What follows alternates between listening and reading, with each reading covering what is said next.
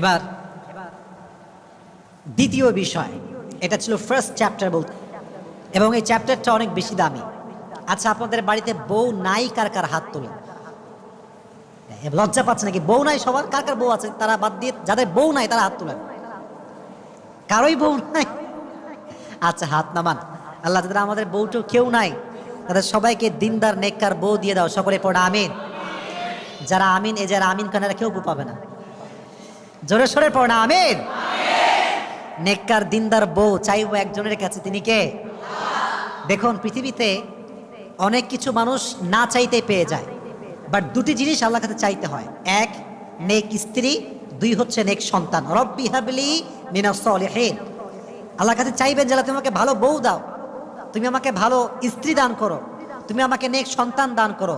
এই দোয়াটা করলে কবুল করবে একজন। আওয়াজ দিয়ে বলে তিনি কে? না কপালে কি জুটবে আল্লাহই ভালো জানে। সকলে তাহাজ্জুদের নামাজে দোয়া করবেন তো ইনশাআল্লাহ। আচ্ছা, দেখেন নবীজি আয়েশাকে কত বেশি ভালোবাসতেন, এটা হাদিস থেকে জানার দরকারটা যুবক ভাইরা আছে না নাই? জানতে হবে। আমি কয়েকটা হাদিস আপনাদের সামনে উপস্থাপন করব আজকে। এটা যে কত সুন্দর হাদিস, এই হাদিসগুলো শোনার আগে অগ্রিম সকলেই পড়েন সুবহানাল্লাহ। একবার নবীজি সাহাবা একরামদের মাজলিসে বসে আছেন, যেমন ভাবে আমি আপনাদের সামনে বসে আছি। নবীজির সামনে কয়েকশো সাহাবা বসে আছে। একজন যুবক সাহাবা এসে বলল, ইয়া রাসূলুল্লাহ, ইয়া হাবিবাল্লাহ, মান তুহিব্বু আকসার? Who do you love most? নবী হে, আপনি সবচেয়ে বেশি কাকে ভালোবাসেন? আরব বিশ্বে তখন বউকে ভালোবাসা এক কাপুরুষতা মনে করা হতো। যে বউকে ভালোবাসা তাকে বলা হতো কাপুরুষ। তৎকালীন সময়ে প্রথার মাঝখানে নবীজি সমস্ত প্রথাকে ভেঙে দিয়ে সবার সামনে বললেন, সাহাবায়ে কেরাম শোনো, উহিব্বু আয়েশাতা আকসার, আমি নবী আমার স্ত্রী আয়েশাকে সবচাইতে বেশি ভালোবাসি। সুবহানাল্লাহ পড়েন। আমি আমার বউকে সবচাইতে বেশি ভালোবাসি। দেখছেন কত সুন্দর হাদিস, সবার সামনে ওপেনলি বলছে আমি আমার বউকে বেশি ভালোবাসি। এক নাম্বার হাদিস। দুই নাম্বার হাদিস, এটা হচ্ছে এক মজার হাদিস। না, যতগুলো হাদিস বলবো তার মাঝে এটা একটা অসাধারণ হাদিস। দেখেন আমাদের হুজুররা যারা আমরা আছি, আমরা বড় খ্যাত। খ্যাত বোঝেন? ব্যাকডেটেড, আনস্মার্ট, কি যে বোঝে না তাও বোঝে না, তাও যে বোঝে না তাও বোঝে না। আমাদের অবস্থা হচ্ছে এইরকম। এই যে আমরা হুজুররা যারা একটু স্মার্ট হয়ে চলা ট্রাই করি, আমরা যারা একটু যুবকদের সঙ্গে তাল মিলিয়ে চলি, যুবকদেরকে মোটিভেট করি, আমাদেরকে নিয়েও ফেসবুকে, অনলাইনে, ইউটিউবে মারামারি আছে না নাই? ট্রলের কোনো শেষ নাই। আপনি ইসলামের কাজ করবেন, যুবকরা আপনাকে ভালোবাসবে, আপনার millions of young people follower হবে, আর আপনি ট্রলের শিকার হবেন না। It's quite impossible. এটা হতেই পারে না। বাংলাদেশের সবচাইতে যাকে ট্রল করা হয়েছে হচ্ছে মিজানুর রহমান আজহারি, আর এখন সবচেয়ে বড় সেলিব্রিটি বাংলাদেশ যার নাম, সে হচ্ছে মিজানুর রহমান আজহারি। ঠিক আছে না কথাটা প্রিয় ভাইরা? ট্রল করে কোনো লাভ হয় না। তো দেখেন, যেটা বলছিলাম, স্মার্ট হতে হবে, রোমান্টিক হতে হবে।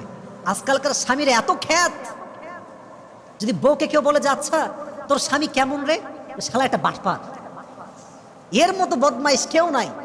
মনে রাখবেন একটা কথা, যে পুরুষ তার স্ত্রীর কাছে ভালো সে আল্লাহর কাছে ভালো। যে পুরুষ তার স্ত্রীর কাছে ভালো সে তার নবীজির খাঁটি উম্মত হয়ে যাবে। সুবহানাল্লাহ পড়ে। এবার হাদিসটা শোনেন, নবীজি কতটা রোমান্টিক ছিলেন, কতটা সুন্দর ব্যবহার তার ছিল। একবার যুদ্ধ করে নবীজি ফিরে আসছিলেন বাসার দিকে, সমস্ত সাহাবা একরাম নবীর সঙ্গে আছেন। তো হঠাৎ করে নবীজি বললেন, এই তোমরা সবাই যাও, সামনে আগাও, আমি আর আয়েশা সবার পেছনে আসব। যখন সব সাহাবা দূরে চলে গিয়েছে, একদম দূরে, তখন আয়েশাকে বলছে, নবীজি বলছেন, আয়েশা চলো আমরা একটা দৌড় প্রতিযোগিতা করি। ওই যে সামনে একটা পিলার দেখছো না, বিশাল বড় লম্বা পিলার, তুমিও দৌড়াবা আমিও দৌড়াবো, দেখবো যে কে আগে যেতে পারে। সুবহানাল্লাহ পড়েন। নবীজি দৌড়ের প্রতিযোগিতা করছেন, আর আজকে যদি হুজুরে বলে চলো একটু ঘুরে আসি, হ্যাঁ বেয়াদব, ফেতনার যুগ, কিসের ঘোরাঘুরি, বস চুপ করে বাড়ির মধ্যে বসে থাক। এরকম আমরা খ্যাত, আমরা রোমান্টিকনেস বুঝি না। তো নবীজি বলেন চলো দৌড়াই। এবার নবীজি দৌড়াতে শুরু করলেন। আয়েশা রাদিয়াল্লাহু তাআলা আনহা নবীজির সঙ্গে দৌড়াতে শুরু করলেন, দুজন দৌড়াচ্ছে। কিন্তু আয়েশা রাদিয়াল্লাহু তাআলা আনহা একটু স্লিম ছিলেন, পাতলা, আর নবীজি একটু বেশি আয়েশার থেকে একটু বডি বেশি ছিল। মনে রাখবেন, যখন মানুষ দৌড়ায় যে চিকন বেশি সে আগে যায়, আর যে একটু মোটা সে পেছনে থাকে। তো হাদিসে এসেছে আয়েশা রাদিয়াল্লাহু তাআলা আনহা নবীজির চাইতে আরো সামনে এগিয়ে গেলেন। নবীজি আসার আগেই আয়েশা রাদিয়াল্লাহু তাআলা আনহা ওই খুঁটির কাছে পৌঁছে গেলেন। হাঁপাতে হাঁপাতে বললেন, নবী আপনি আমার সঙ্গে পারলেন না, আজকে আমি জিতে গেলাম, আজকে আপনি হেরে গিয়েছেন। সুবহানাল্লাহ পড়ে। রোমান্টিকনেস কাকে বলে? বউকে আদর যত্ন ভালোবাসা কাকে বলে? আবার আরেকটা হাদিসে আসছে, এইটা হওয়ার পরে আরো অনেক দিন পরে নবীজি আবার যুদ্ধ থেকে বাসায় ফিরছেন। এবার আয়েশা রাদিয়াল্লাহু তাআলা আনহা বলছেন, নবী চলেন আজকে আবার হয়ে যাক, দেখি কে পারে আজকে। আগের বার কে জিতেছিল? আবার বলেন, আগের বার কে জিতেছিল? তো নবীজি বলছে, আহা আগের বার হারছি, আবার যদি আজকে হারি মান সম্মান থাকবে না। তো নবীজি বলছেন, ঠিক আছে চলো আজকে আমরা আবার ট্রাই করি, লেটস গো, শুরু করো, চলো যাই। এবার দুইজন দৌড়াতে শুরু করছে, কিন্তু হাদিসে এসেছে এবার আয়েশা রাদিয়াল্লাহু তাআলা আনহা আগের বারের চাইতে এবার একটু স্থূল হয়ে গিয়েছেন, একটু মোটা হয়ে গিয়েছে।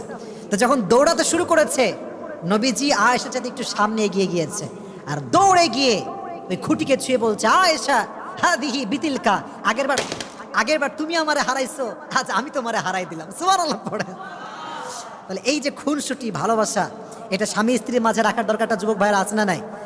এজন্য এই হাদিস থেকে আমি এটাই বোঝাতে চাচ্ছি যে স্বামী যদি স্ত্রীকে ভালোবাসে, স্ত্রী যদি স্বামীকে ভালোবাসে, আরশে আজিম থেকে খুশি হয়ে যায় একজন, জবান খুলে বলেন তিনি কে? এবারে তাকবীর দেন, লিল্লাহি তাকবীর, লিল্লাহি তাকবীর। তাহলে বোঝা গেল নবীজি আয়েশাকে খুব কম ভালোবাসতেন, খুব কম ভালোবাসতেন। তো তোমাদের যখন বউটো হবে তোমরা খ্যাত হবা না রোমান্টিক হবা? লজ্জা পায়, দেখছেন এখনই লজ্জা পায়। বলেন খ্যাত হবেন না রোমান্টিক হবেন? নবীজি কি আনরোমান্টিক ছিলেন না রোমান্টিক ছিলেন? আল্লাহ আমাদের সবাইকে নবীজির মতো স্বামী হওয়ার তৌফিক দান করুক, সকলেই পড়া আমিন। এবার আরেকটা মজার হাদিস শোনা। আচ্ছা বলেন তো, আফ্রিকার মানুষ দেখতে অনেক ফর্সা হয় তাই না ভাই? তারা হয় নিগ্রো, অনেক কালো হয়, এটা আল্লাহর সৃষ্টি, এখানে হাসার কোনো কারণ নেই। তারা হচ্ছে নিগ্রো জাতি, অনেক কালো হয়। তো আরবে মাঝে মাঝে ইথিওপিয়ার লোকেরা আসতো, কালো দেখতে, তারা বিভিন্ন খেলা দেখাতো, খেলা যেটাকে আমরা বলি সার্কাস। আমরা বলি কি? তৎকালীন সময়ের সার্কাস ছিল তরবারি দিয়ে খেলা। কি দিয়ে খেলা? তরবারি দিয়ে। তো হাদিসে এসেছে একবার তরবারি দিয়ে হাবশিরা খেলছিল, ইথিওপিয়ার লোকেরা খেলছিল। এটা হচ্ছে ঘর, এটা হচ্ছে জানালা। এটা কি ভাই? জানালা। তো মাঠে খেলছে, ইথিওপিয়ার লোকেরা কোথায় খেলছে? মাঠে। তো তরবারি যখন আমরা বাড়ি মারি একটা আরেকটার সঙ্গে, একটা আওয়াজ আছে না নাই? তো আওয়াজ শুনে আয়েশা বলছে, নবী হে আমি একটু দেখতে চাই, আমার বড্ড মন চাচ্ছে, চলো না নিয়ে যান আমাকে, চলো একটু ঘুরে আসি। তো নবীজি কত ভালোবাসা, দেখেন কত সুন্দর হাদিস। নবীজি বলছে, ঠিক আছে, যদি তুমি পর্দা উঠায় দাও বা জানালা খুলে দাও, তবে তোমাকে মাঠ থেকে মানুষ দেখতে পারে। আর স্ত্রীকে কেউ দেখবে, এটা কোনো স্বামী কি সহ্য করতে পারে? বাংলাদেশে পারে? বাংলাদেশে সবই সম্ভব। আজকাল দেখবেন বাংলাদেশে স্বামী স্ত্রী মাশাআল্লাহ ব্লগ চলতেছে ধুমাইয়া, বউরে দেখাচ্ছে আরামে, মানে বউটা হচ্ছে তার ইনকামের সোর্স। বউয়ের রূপ দেখাবে, টাকা আসবে। নাউজুবিল্লাহ পড়লেন না আপনারা? তোমাদেরকে সবাইকে বলছে, যুবক ভাইরা শোনো, জীবনে হালালভাবে এত টাকা কামাবা যেন স্ত্রীকে দেখিয়ে টাকা পয়সা ইনকাম করতে না হয়। ঠিক না বলো যুবক ভাইয়ারা? এত টাকা কামাতে হবে তোমাকে, খালি বউরে দেখায় ব্লগ করে বেড়াচ্ছে। এটা বড় মারাত্মক ফিতনা। এটা আমার বউ, আমি দেখব, পৃথিবীর কেউ আমার বউকে দেখার অধিকার রাখে?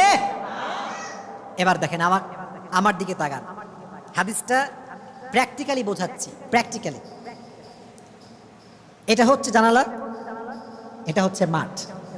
তো নবীজি যেটা করলেন, জানালার কাছে এসে নবীজি দাঁড়ালেন। নবী ছিলেন আয়েশার সাথে একটু লম্বা, আয়েশা নবীর সাথে একটু ছোট ছিল। যখন নবী দাঁড়াইছেন, পায়ের যে গোড়ালি আছে এইটা উঠাই দিয়েছেন, ফলে লম্বা একটু কম হবে না বেশি হবে? লম্বা কম হবে না বেশি হবে? নবীজি পায়ের উপরে ভর করে লম্বা হয়ে দাঁড়াইছেন। খুব ভালো করে বুঝবেন হাদিসটার অর্থ কি। আর আয়েশা রাদিয়াল্লাহু তাআলা আনহা ঠিক নবীজির ঘাড়ের পেছনে মাথা দিয়েছেন, পুরো বডি নবীজির সামনে, শুধুমাত্র পিঠের এখান থেকে আয়েশার চোখ দেখা যাচ্ছে।